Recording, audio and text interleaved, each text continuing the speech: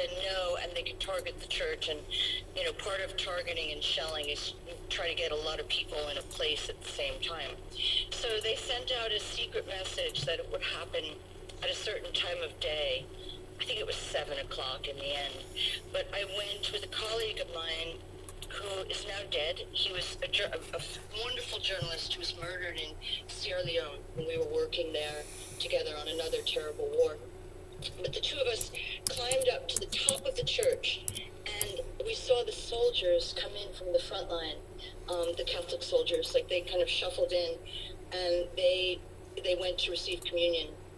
And they were, you know, this ragtail bunch, because the Bosnians had no defense force. So they were in sneakers, and it's the middle of winter, and they had like hunting rifles. They didn't have real rifles. And they came to receive communion, and then everyone sang Silent Night in Serbo-Croat.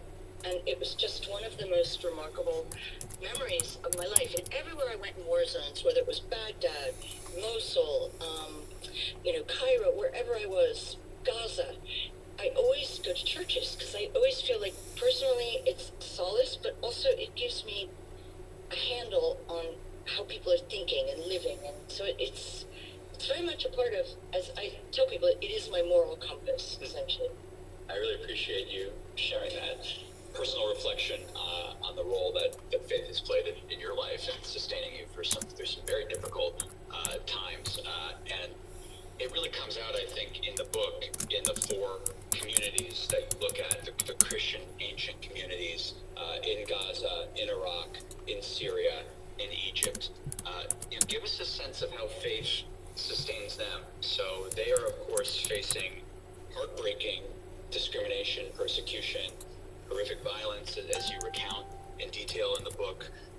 Yet many choose not to flee, even in the face of this. I mean, what role does faith play in sustaining and perpetuating these communities that you looked at? Well, I focused on 4 groups of people. Iraq, Syria, Gaza, and Egypt. And all of them are very different. All of them face very different challenges, but overwhelmingly the theme is that they are at risk of being eradicated. Some quicker than others, like that. Let's look at Iraq. So Iraq, I first became, of course, all my life I was aware of the ancient Christians, because the land of the prophets, the apostles, was Nineveh, which is, you know, North Mosul, and those of you who know Iraq, Mosul and the plain, the northern plain, which runs into Kurdistan.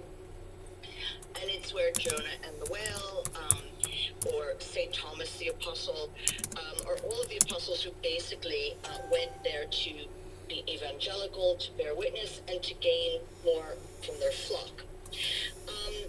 In 2003, as Saddam Hussein was about to fall, I was living in Baghdad, and I